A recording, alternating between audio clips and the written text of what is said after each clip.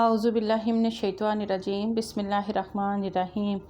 رب اشرح لی صدری ویسر لی امری واحلل عقدۃ من لسانی یفقہوا قولی۔ بسم اللہ الرحمن الرحیم ان اللہ وملائکتہ یصلون علی النبی یا ایھا الذین آمنوا صلوا علیہ وسلموا تسلیما۔ اللہم صلی علی محمد وعلی آل محمد کما صلیت علی ابراہیم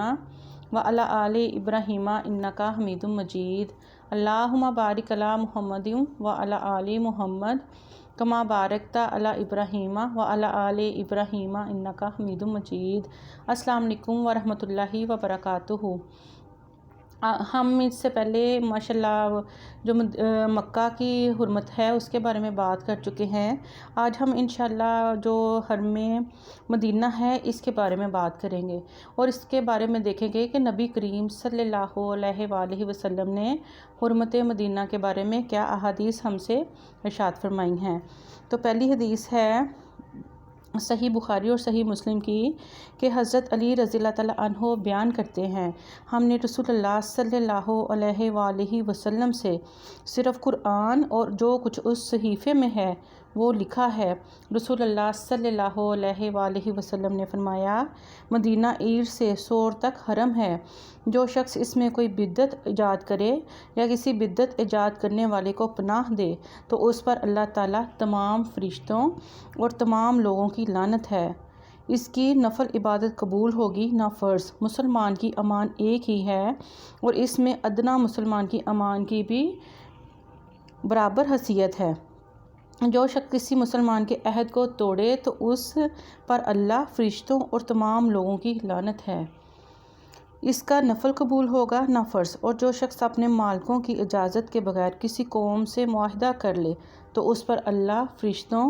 اور تمام لوگوں کی لعنت ہے اور اس کا نفل قبول ہوگا نہ فرض۔ اور صحیحین ہی کی روایت میں ہے، جو شخص اپنے آپ کو باپ کے سوا کسی اور کی طرف منسوب کر لے یا اپنے مالکوں کے علاوہ کسی اور سے معاہدہ کر لے تو اس پر اللہ، فرشتوں اور تمام لوگوں کی لعنت ہے، اس سے نفل قبول ہوگا اور نہ فرض۔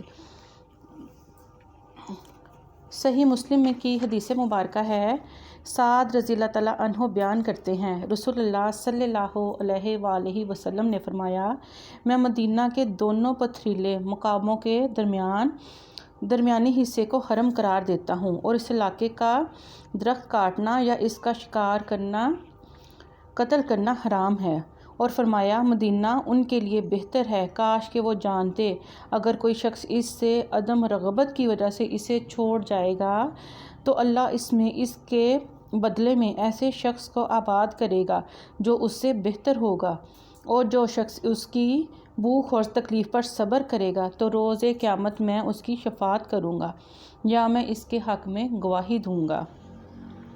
صحیح مسلم میں ہی حدیث مبارکہ ہے، حضرت ابو ہریرہ رضی اللہ تعالیٰ عنہ سے روایت ہے کہ رسول اللہ صلی اللہ علیہ وآلہ وسلم نے فرمایا، میری امت میں سے جو شخص مدینہ کی بھوک اور اس کی تکلیف پر صبر کرے گا تو روز قیامت میں اس کی سفارش کروں گا۔ سبحان اللہ۔ صحیح مسلم کی حدیث مبارکہ ہے، ابو ہریرہ رضی اللہ تعالیٰ عنہ بیان کرتے ہیں، جب لوگ پہلا پھل دیکھتے تو اسے نبی کریم صلی اللہ علیہ وآلہ وسلم کی خدمت میں پیش کرتے۔ جب آپ صلی اللہ علیہ وآلہ وسلم اسے پکڑ لیتے تو دعا فرماتے، اے اللہ ہمارے لیے پھلوں میں برکت فرما، اے اللہ ہمارے لیے ہمارے مدینے میں برکت فرما، ہمارے سا اور ہمارے مد یعنی ناپ تول کے جو پیمانے ہوتے تھے ان میں برکت فرما، اے اللہ بے شک ابراہیم علیہ السلام تیرے بندے، تیرے خلیل اور تیرے نبی تھے، سبحان اللہ، اور میں بھی تیرا بندہ اور تیرا نبی ہوں، بے شک انہوں نے تجھ سے مکہ کے لیے دعا فرمائی اور میں تجھ سے اسی مثل مدینہ کے لیے دعا کرتا ہوں اور اسی کی مثل اس کے ساتھ مزید دعا کرتا ہوں۔ راوی بیان کرتے ہیں، پھر آپ صلی اللہ علیہ وآلہ وسلم اپنے کسی سب سے چھوٹے بچے کو بلاتے اور وہ پھل اسے دے دیتے، سبحان اللہ۔ صحیح مسلم میں حدیث مبارکہ ہے، ابو سعید رضی اللہ تعالیٰ عنہ نبی کریم صلی اللہ علیہ وآلہ وسلم سے روایت کرتے ہیں، آپ صلی اللہ علیہ وآلہ وسلم نے فرمایا، بے شک ابراہیم علیہ السلام نے مکہ کو حرام قرار دیا اور اس کی حرمت کو ثابت کیا، اور میں مدینہ کو اس کے 2 پہاڑوں کے درمیانی علاقے کو حرام قرار دیتا ہوں کہ اس میں خون ریزی کی جائے، نہ قتال کے لیے اس میں اسلحہ اٹھایا جائے، اور نہ ہی چارے کے علاوہ اس کے درختوں کے پتے جاڑے جائیں۔ سبحان اللہ۔ صحیح مسلم کی حدیث مبارکہ ہے، عامر بن سعد رحمۃ اللہ علیہ سے روایت ہے کہ سعد بن ابی وقاص رضی اللہ تعالیٰ عنہ موضع عقیق میں واقع اپنے محل کی طرف جا رہے تھے کہ انہوں نے کسی غلام کو درخت کاٹتے ہوئے یا اس کے پتے جاڑتے ہوئے پایا، تو انہوں نے اس کا کپڑا سلب کر لیا۔ جب سعد رضی اللہ تعالیٰ عنہ واپس مدینہ آئے تو غلام کے مالک ان کے پاس آئے اور ان سے بات کی۔ انہوں نے غلام سے جو کچھ لیا ہے وہ اسے ان کے غلام کو یا ہمیں واپس لوٹا دیں۔ اس پر انہوں نے یعنی سعد رضی اللہ تعالیٰ عنہ نے فرمایا، اللہ کی پناہ کہ میں اس چیز کو واپس کر دوں جو رسول اللہ صلی اللہ علیہ وآلہ وسلم نے مجھے بطور غنیمت عطا فرمائی ہے، اور انہوں نے انہیں وہ کپڑا واپس کرنے سے انکار کر دیا۔ صحیح مسلم اور صحیح بخاری کی حدیث مبارکہ ہے، حضرت عائشہ رضی اللہ تعالیٰ عنہما بیان کرتی ہیں، جب رسول اللہ صلی اللہ علیہ وآلہ وسلم مدینہ تشریف لائے تو ابو بکر رضی اللہ تعالیٰ عنہ اور حضرت بلال رضی اللہ تعالیٰ عنہ بخار میں مبتلا ہو گئے۔ میں رسول اللہ صلی اللہ علیہ وآلہ وسلم کے پاس آئی اور آپ کو بتایا، تو آپ صلی اللہ علیہ وآلہ وسلم نے فرمایا، اے اللہ، جس طرح ہمیں مکہ محبوب ہے اس طرح یا اس سے بھی زیادہ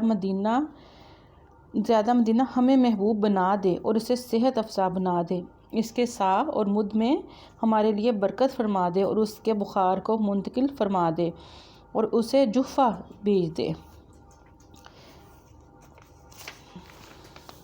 یہ دیکھیں ماشاءاللہ الحمدللہ، یہ ہم نے مدینہ پاک کی حرمت کے بارے میں پڑھا ہے، اور نبی کریم صلی اللہ علیہ وآلہ وسلم نے دعا بھی کی کہ جس طرح اللہ تعالیٰ نے مکہ کو باعث برکت بنایا ہے۔ حضرت ابراہیم علیہ السلام نے جب دعا کی تھی کہ یا اللہ اس کو برکت والا اور اس کو آباد کر دے، اور دیکھیں ماشاءاللہ وہاں پہ پھلوں کی ہر چیز کی کیسے فراوانی ہے، اور حالانکہ وہاں پہ کوئی سبزہ نہیں اگتا، کوئی پھل نہیں اگتا، لیکن اللہ تعالیٰ نے دنیا بھر کی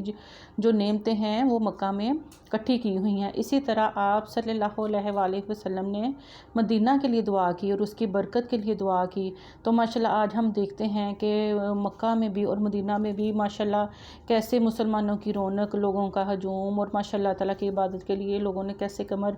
کسی ہوتی ہے، اور اللہ تعالیٰ ہمیں بھی جلد توفیق دیں اور ہمیں بھی اللہ تعالیٰ اپنے گھر بلائیں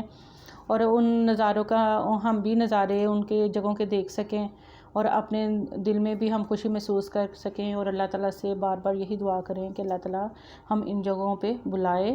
تاکہ ہم بھی مسلمان ہونے کے ناطے ان چیزوں کو